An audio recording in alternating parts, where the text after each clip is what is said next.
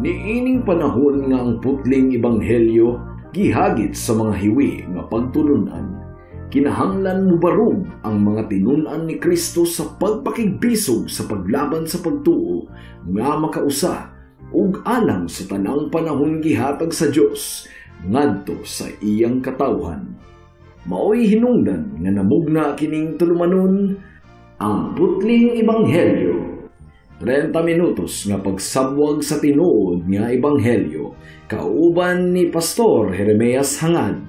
Ang putling ebanghelyo tulumanon nga gihatod kaninyo sa Unidos Community Bible Fellowship sa Unidos Plaridel, Misamis Occidental.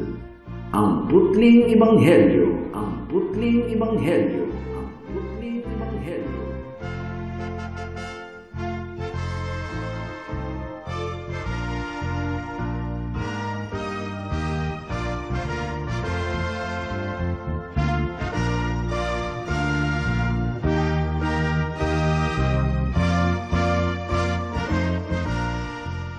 Alang sa pagpamalandong sa mensahe sa pulong sa Ginoo ning takna sa kapunon, atong pag-aablihon ang Marcos Kapitulo 4, versikulo 21 hangtod sa 25. Marcos Kapitulo 4, versikulo 21 hangtod sa 25. Ang gingon diri, ug mipadayon si Jesus sa pag-ingon, dagkutan bagod ang suga aron lamang taguan sa ilalom sa gantangan o sa ilalom sa higdaanan, dili ba ibutang man kini sa tungtunganan, walay tinaguan nga dili mabutiyag ug walay gililong nga dili madayag, kun duna kamoy dalunggan pamati.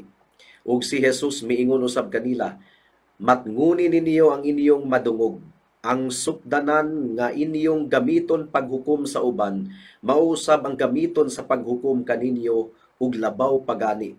Ang tawo nga may iya ng daan hatagan pagayod, apan ang walay iya, bisan ang jutay nga anaa kaniya, kuhaon pa. May the Lord bless the reading and hearing of His Word. Sa sinugdanan sa Kapitulo 4, mga kaigsuunan o mga kahigalaan, nakita nato ang isa sa pinaka-pamilyar o pinaka-sikat nga sumbingay sa atong Ginoong Hesukristo. Ang sumbingay mahitungod sa magpupugas. Ug bisan pa og ang sumbingay sa magpupugas adunay daghang elemento, aduna lamay usa ka tema nga nagdomineer throughout the parable, mga kaigsuunan, ug ang tema ang mahitungod sa pagpamati sa pulong sa Dios. Ug nakita nato niadtong miaging mga semana nga sa upat ka matang sa tigpaminaw sa pulong sa Dios, usa ra gayud ang tinuod nga namati, usa ra gayud ang tinuod nga naminaw. Ang problema, tulo sa upat ka mga tigpaminaw, mga temporaryo lamang nga mga tigpaminaw. They did not actually hear the word of God. They did not actually receive the word of God. Mao kana ang gipasabot sa atong Ginoong Hesukristo. So nakita nato mga kaigsuunan sa atong pag-conclude niini nga parable of the sower or sumbingay sa magpupugas. Jesus Christ tells another parable ug mubo ra kini nga sumbingay gikan sa bersikulo 21 hangtod sa 22. Sa dili pa kita magsugod, magampo una kita. Salamat o Dios sa kagawasan na usab nga imong gihatag kanamo alang sa pagpamati sa imong pulong ning takna sa kahaponon. Among gipangayo nga imong lamdagan ang among kasing-kasing hunahuna aron among masabtan ang imong pulong. In Jesus name we pray. Amen. Atong basahon og utro ang Mark chapter 4 verse 21 hangtod sa 25. Ug mipadayon si Jesus sa pag-ingon, dagkutan bagod ang suga aron lamang taguan sa ilalom sa gantangan o sa ilalom sa higdaanan. Dili ba ibutang man kini sa tungtunganan, walay tinaguan nga dili mabutiyag ug walay gililo nga dili madayag, kun duna kamoy dalunggan pamati.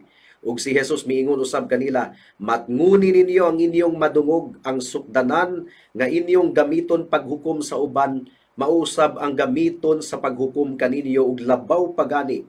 Ang tawo nga may iya ng daan hatagan pagayod, apan ang walay iya bisan ang jutay nga anaa kaniya kuhaon pa. Unsa may bot pasabot niini nga passage mga kaigsuunan.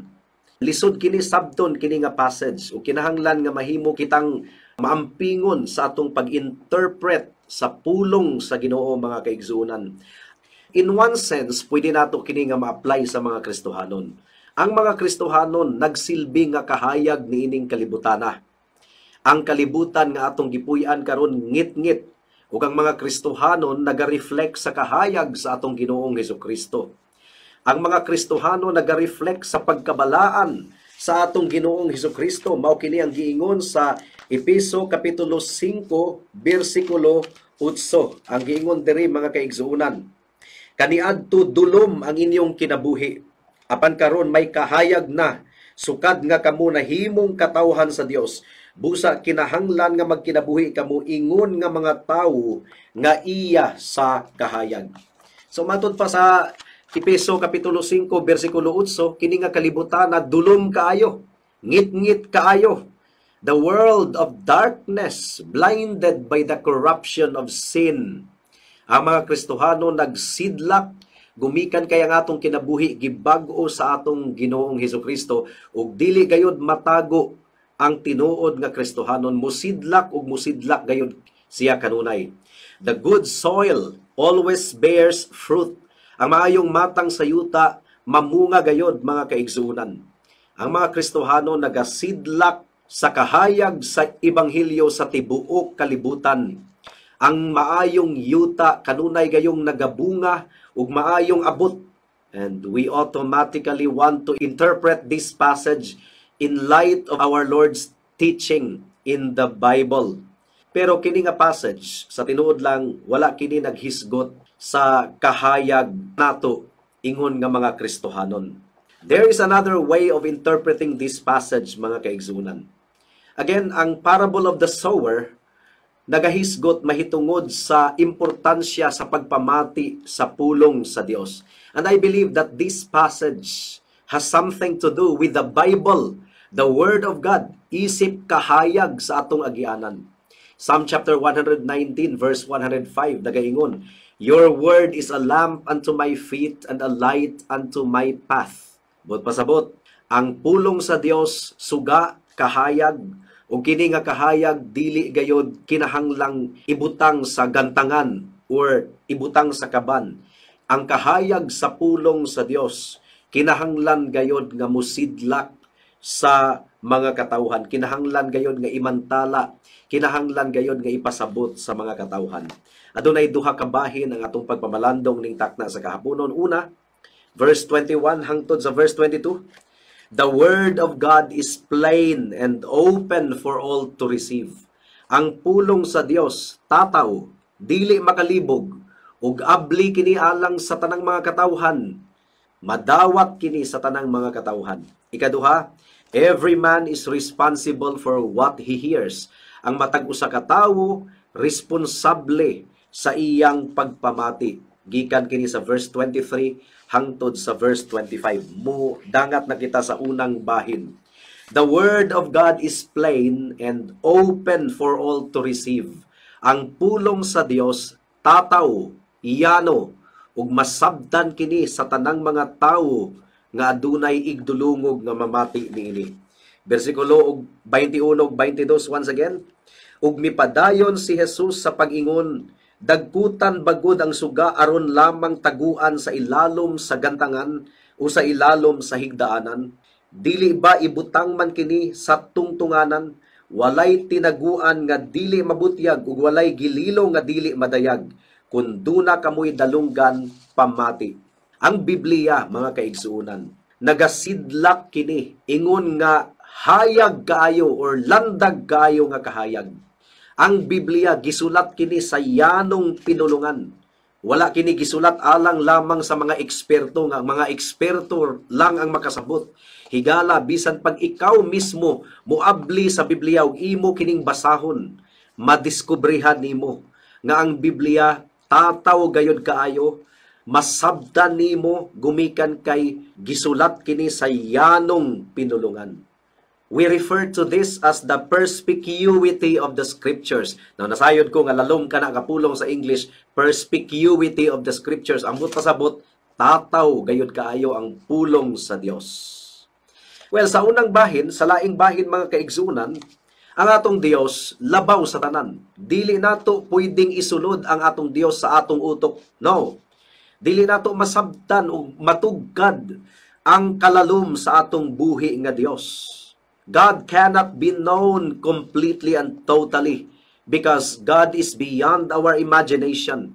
Ang mga pamaagi sa Dios dili nato masukod. Mao kini ang giingon sa Roma kapitulo 11 versikulo 33 hangtod sa 34. Lig-on kaayo ang deklarasyon sa pulong sa Dios. Pagkabahandianon gayod sa Dios ug pagkalawom sa iyang kaalam ug kahibalo. Walay makasaysay sa iyang hukom. Walay makasabot sa iyang mga paagi. Sumala sa giingon sa kasulatan, kinsay nasayod sa hunahuna sa Ginoo, kinsay makatambag kaniya. So klaro kaayo mga kaigsunan nga ang atong Dios dili nato masukod sa iyang kaalam ug kahibalo ug gisuportahan usab kini ni Isaiah chapter 55 verse 8 ug 9. Ang giingon diri, kay ang akong hunahuna dili sama sa inyong hunahuna, ug ang akong mga laraw dili sama sa inyong mga laraw, nag-ingon ang Ginoo. Kay sama nga ang kalangitan habog kay sayuta, ang akong mga laraw habog kay sa inyong mga laraw, ug ang akong hunahuna kay sa inyong hunahuna. So on the other hand, God cannot be fully understood by human mind. Gumikan kay ang Dios, lawom gayud kaayo, walay sukod ang iyang kaalam ug kahibalo. But on the other hand, mga kaigsuunan, sa laing bahin usab, gipadayag sa Dios ang iyang kaugalingon. Nagpadayag ang Ginoo mahitungod sa iyang kaugalingon ug tataw gayud kaayo ang iyang pagpadayag.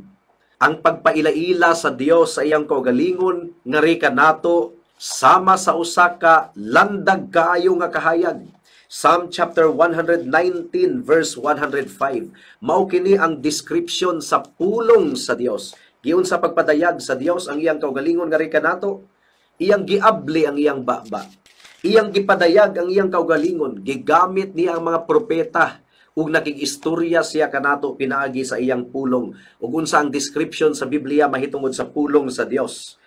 Ang imong pulong maoy suga nga magtultol kanako ug maoy kahayag sa akong agianan. Your word is a lamp unto my feet and a light unto my path. Munang ayaw ka pailad sa giingon sa mga tiguang nga ayaw mo basa sa Biblia kay makabuang ka na. Unsay makabuang? Dugay raon taming nabuang. Pinaagi sa pagbasa namo sa pulong sa Dios, nalamdagan ang among kasing-kasing ug hunahuna. Nganong pasanginlan man nato ang pulong sa Dios nga makabuang nga pulong man sa Dios. So makabuang day ang Dios. Giinsulto nato ang atong buhi nga Dios kung mao ka na ang gadagan sa ato ang kasing-kasing ug hunahuna nga ang pulong sa Dios makabuang. Ayaw pasumanginli ang atong Dios higala. Kung dili nimo masabtan ang pulong sa Dios, ang problema wala sa pulong sa Dios. Ang problema anaa sa imong pagsabot. Anaa sa imong salabutan ang problema. Ug ang Biblia, klaro kayong nagaingon nga nagatakda ang Dios, nagatuboy ang Dios ug mga pastor aron ipasabot ang pulong sa Dios gumikan kay ang atong salabutan adunay problema sa daghan kaayong mga higayon.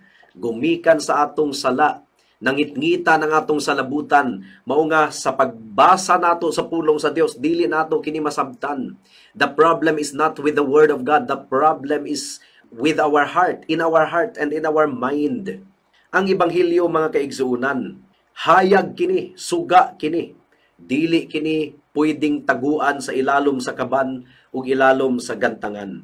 The word of God cannot be hidden. Dili pud kini mapapas sa tibuok kalibutan. Daghan kaayong naglaraw nga ang Biblia i-erase, papason sa tibuok kalibutan. Pero hangtod karon, the Bible remains to be the most popular book in the whole world. Kung atong ingnon nga ang Biblia perspicuous or tataw gayud kayo, kinahanglan gayud nga masabtan nato kini nga statement. Gumikan kay nasayod kita sa complaint or sa objection nga gadagan sa hunahuna sa mga naminaw nato karon. When we say that the Bible is clear and easy to understand, mga kaigsunan, wala kini nagpasabot nga ang tanang bahin sa Biblia parehong hayag. No. Gisulti ko na kanina nga adunay mga bahin sa Biblia nga dili kaayo hayag, nga muraog lisod sabton. Pero kanang mga bahin sa Biblia nga lisod sabton, mabalanse kana kung atong itandi sa ubang bahin sa Biblia nga tataw kaayo, nga hayag kaayo. So we understand a less clearer passage with a more clearer passage in the scriptures.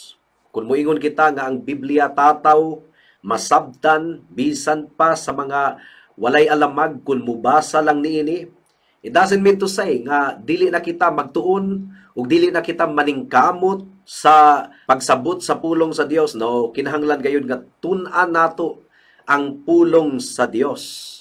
Kinahanglan kita og mga magtutudlo, gigasahan sa Ginoo ang iyang iglesia ug mga pastor nga mutudlo ug mubatbat sa pulong sa Dios. Buhat kapitulo 8 bersikulo 30 hangtod sa 31 ang giingon diri, mga kaigsunan. Busa midagan si Filipe ngadto kaniya ug nadunggan niya ang eunuko nga nagbasa sa basahon nga sinulat ni propeta Isaias. Unya nangutana kaniya si Filipe, nakasabot ka ba sa imong gibasa? Ang opisyal mitubag, unsaon nako pagkasabot niini kun walay mutudlo kanako? Ug iyang gipasakay si Filipe sa karwahi ug gipalingkod tupad niya. So importante gayud kaayo ang mga magtutudlo ug salamat sa Dios gumikan kay iyang gigasahan ang iyang iglesia ug mga magtutudlo. When we also say nga ang Biblia tataw kaayo nga sabton, it does not mean to say nga wala na nato gikinahanglan ang balaang espiritu aron atong masabtan ang pulong sa Dios. Of course, we need the Holy Spirit for us to properly understand the Bible. Mao nga every time nga mubuklat kita sa Biblia, mupakli kita sa Biblia, nagaampo kita nga ang balaang espiritu magapanglihok sa atong kasing-kasing hunahuna aron atong masabtan ang pulong sa Dios. Ang but pasabot kung moingon kita nga ang Biblia tataw, dali rang masabtan or linaw kaayo sa katanan, tin-aw kaayo, mga kaigsunan, it means nga ang Biblia dili technical book nga ang mga eksperto lamang ang makasabot. The Bible is open and transparent. Ang Biblia kahayag sa atong buhi nga Dios. Suga kini sa atong agianan. Your word is a lamp unto my feet and a light unto our path. Nadiay suga ug kahayag nga makabuang. Nadiay suga ug kahayag nga makalibog. Ang suga ug kahayag makapalamdag kana sa mangitngit nga dapit. And the word of God is described as a lamp unto our feet and a light unto our path. Naa sa Biblia ang tanan nga gikinahanglan natong mahibaw-an alang sa atong kaluwasan ug alang sa pagiya kanato niining kalibutana. Supisyente ang Biblia. Ang giingon ni Pablo kang Timoteo, the Bible or the scriptures is able to make you wise unto salvation. Ang Biblia makapahimo sa usa ka tawo nga maalamon ngadto sa kaluwasan. So kung ang tanan nga mahitungod sa kaluwasan anaa na sa Biblia, wala na kita nanginahanglan og dugang pa. Wala na kita nanginahanglan og tradisyon, wala na kita nanginahanglan og bisag unsa pa nga idugang nato sa Biblia. Ang Biblia supisyente makatudlo kini kanato ngadto sa kaluwasan, ug ang Biblia usab makatudlo kanato kun unsaon pagkinabuhi niining kalibutana. Ikaduhang Pedro kapitulo 1 bersikulo 19. Klaro kayo ang giingon diri. Busa midugang ang among pagsalig sa mensahe nga gisangyaw sa mga propeta. Angay kini nga inyong tagdon pag-ayo sama sa suga nga nagdanag diha sa kangitngit. Mudanag kini sa inyong mga kasing-kasing hangtod nga mubanag-banag ang adlaw sa Ginoo ug ang kahayag sa kabugason. So you see, that is the description of the Word of God. Ayaw intaw ninyo pasumanginli ang pulong sa Dios nga makabuang. Insulto kana sa atong buhi nga Dios, mga kahigalaan. The Bible is simple enough for the simplest to understand using ordinary means. Pag-ingon og ordinary means, ang pasabot niini, ordinary means of preaching, reading or meditating the Word of God. Ang Biblia tataw gayod kaayo nga atong masabtan kung ato kining pamalandungan og duro. Apan lawom usab kaayo ang Biblia, makapahimo kanato kining manggialamon, makapahimo kini kanato nga balaan ingon ana kalawom ang pulong sa Dios. So that's the first point. The Word of God is plain and open for all to receive. Ikaduhang punto, every man is responsible for how he hears. Ang usa ka tawo, ang matag usa ka tawo, responsable sa iyang pagpamati sa pulong sa Dios. Ang matag usa responsable sa iyang kaugalingong kalag. Dili ako ang manubag sa imong kalag, dili pud ikaw ang manubag sa akong kalag. Ikaw ang manubag sa imong kalag, ug ako usab ang manubag sa akong kalag, atubangan sa Dios. Nganong gatudlo pa man kami kaninyo, gumikan kay gigasa ang mga pastor sa iglesia aron sila matabangan sa pagpasabot sa pulong sa Dios. But at the end of the day, kinsa ang moatubang sa Dios alang sa paghukom sa imong kalag? Ikaw. Ug ako usab moatubang sa Dios alang sa paghukom niya sa akong kalag. Mo nga ang giingon sa Marcos Kapitulo 4, versikulo 24. Kinahanglan kuno nga magmatngon kita sa atong pagpaminaw. Marcos Kapitulo 4, versikulo 24, ang giingon diri. Ug si Jesus miingon usab kanila, matnguni ninyo ang inyong madungog. Take care what you listen to. Mao kini giingon ni Jesus mismo. Every man is responsible to heed the word of God. Ang matag usa ka tawo responsable sa pagpamati sa pulong sa Dios ug pagtamod niini. Santiago Kapitulo 1, versikulo 23 hangtod sa 24. Ang giingon diri mga kaigsuonan, ang mamati sa iyang pulong apan dili magtuma niini, mahisama sa usa ka tawo nga manamin ug makakita sa iyang tinuod nga hitsura. Makasudong siya sa iyang kaugalingon, apan inig pahawa na niya, malimot lang dayon siya sa iyang hitsura. So you see, we are really responsible to heed the word of God. Ang matag usa kanato responsable nga atong i-examine ang atong kaugalingon carefully sa atong mga nadunggan. Kinahanglang ato kining sutaon kung tinuod ba gayud ang atong nadunggan. But pasabot, dili kuno kita basta-basta nga motuo. Si Pablo nagani ang gawali ha. Buhat Kapitulo 17. Wala motuo dayon ang mga taga Berea. Bisag si Pablo pa ang gawali, ilang gisusi ang kasulatan, ilang gi-check kung tinuod ba ang giwali ni Pablo. Ug sa dihang nadiskubrihan nila nga nagtakdo ang gitudlo ni Pablo ug ang Biblia nagtakdo, gidawat nila ang wali ni Pablo. But pasabot, dili tawo ang ilang autoridad. Dili magtutudlo ang ilang autoridad, kundili ang Biblia. Buhat Kapitulo 17, versikulo 10 hangtod sa 11. Ang giingon diri, sa pagkagabi ni ana, gipagikan dayon sa mga kaigsuonan si Pablo ug si Silas ngadto sa Berea. Ug sa ilang pag-abot didto miadto sila sa sinagoga sa mga Hudiyo. Mas bukas ang panghuna-huna sa mga tawo didto kaysa mga taga Tesalonica. Madasigon kaayo silang namati sa maayong balita ug nagtuon sila sa kasulatan matag adlaw aron pagtino kung tinuod bagayod kining mga butanga.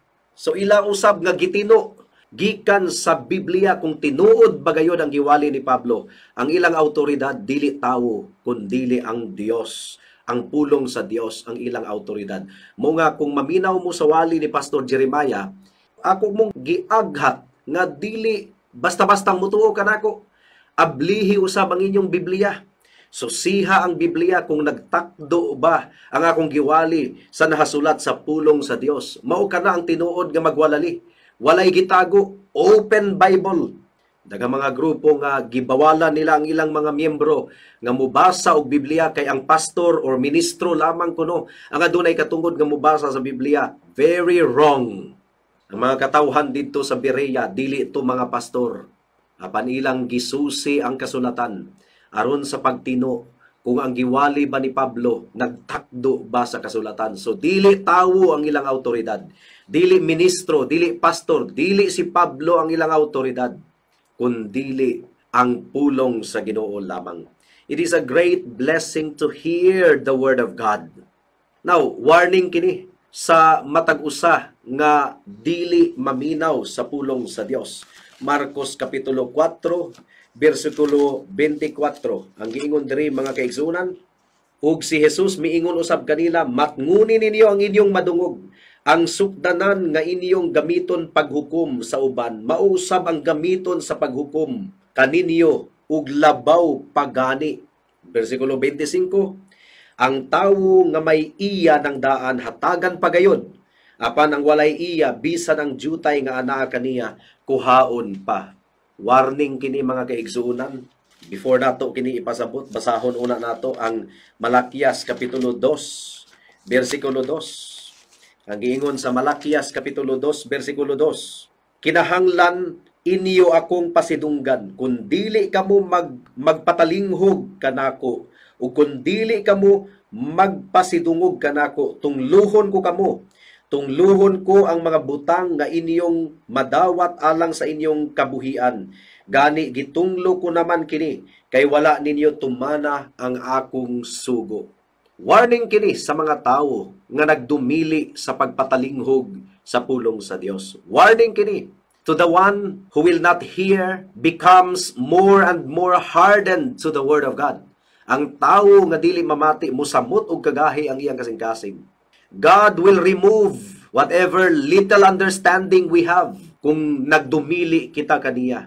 Magpabilin kita nga magkapakapa or mahanap or mabuta sa atong mga mata. Magpabilin kita diha sa kangitngit, sa pagkaignorante sa atong kasing-kasing hunahuna, hangtod nga kita malaglag sa atong mga kasalanan. Busa ang challenge mga kaigsuunan, kung kinsa ka man nga naminaw karon, ablihi or yangungua sa atong buhi nga Dios, pangayua sa atong buhi nga Dios, nga pag-aablihan ang imong kasing-kasing hunahuna, pahumukon ang imong kasing-kasing ug hunahuna. If you find the Word of God uninteresting, nganong dili man nimo kana isumbong sa Dios nga pagbati. Kung dili ka interesado sa pulong sa Dios, meaning to say, your heart is really problematic. Panglihukan ka na ni Satanas nganong wala kay gana sa pulong sa Dios. Now, kung imo ka nang nakita sa imong kaugalingon nga wala kay gana sa pulong sa Dios, you can call on the name of the Lord. Pwede ikaw makadangup sa atong buhi nga Dios. Paghinulsol sa imong pagkawalay kasing-kasing sa pulong sa Dios. Ug pangayua sa Dios, Lord, tagay ko kasing-kasing. Hatagi ako og kasing-kasing nga madinawaton sa imong pulong. Ayaw itugot o Dios nga magpabiling magahi ang akong kasing-kasing. There is a great responsibility. Aduna kitay responsibility nga maminaw og duro sa pulong sa Dios ug i-apply ang pulong sa Ginoo sa atong kinabuhi. Kinahanglan nga dili lang kita mamati sa pulong sa Dios. Kinahanglan ato kining dawaton ug ang tinuod nga nagdawat sa pulong sa Dios mamunga gayon. Alang sa atong mga kahigalaan, unsa man ang pinakaunang bunga nga atong masayran or makit-an kun ang tawo namati gayon sa pulong sa Dios. Ang pinakaunang bunga mao ang paghinulsol. Gumikan kay sa una sa wala pa siya masayod sa pulong sa Dios, nagtuo siya nga buutan kayo siya. Pwede niyang luwason ang iyang kaugalingon, pinaagi sa iyang maayong buhat. Apan sa pagkahimamat niya sa pulong sa Dios nga nag-ingon nga ang iyang pagkamatarong hugawng panaptong dinugan lamang at tubangan sa Dios. Dili siya makahinlo sa iyang kaugalingon. Ang dugo lamang ni Kristo ang naghinlo. Maghinulsol gayon siya. Iyang isalikway ang panghunahuna nga kaya niyang luwason ang iyang kaugalingon. Iyang angkunon nga dili gyud niya kaya ug iyang ilhon nga si Kristo lamang ang Dios ug manluluwas. Mao kanay unang bunga, paghinulsol, pagtalikod sa sala. Ug ang ikaduhang bunga mao ang pagtuo ug pagsalig sa bugtong Dios ug manluluwas nga si Hesukristo. Kumusta ang imong kalag karon higala? Nasabtan mo ba nga ikaw dautan og nahailalom sa tunglo sa Dios gumikan kay imong gisupak ang balaod sa Dios? Nasabtan mo ba nga ang bayad sa sala mao ang kamatayon? Ug nasabtan mo ba nga bisan pagpug-on ang imong lawas ug ipatulo ang imong dugo, bisan pa og tadtad-tadtaron ang imong lawas, dili gyud gihapon ikaw makatagbaw sa hustisya sa Dios? Nasabtan ba na nimo higala? Kung imo ka nang nasabtan, isalikway, ibalibag ang imong pagsalig sa imong kaugalingon.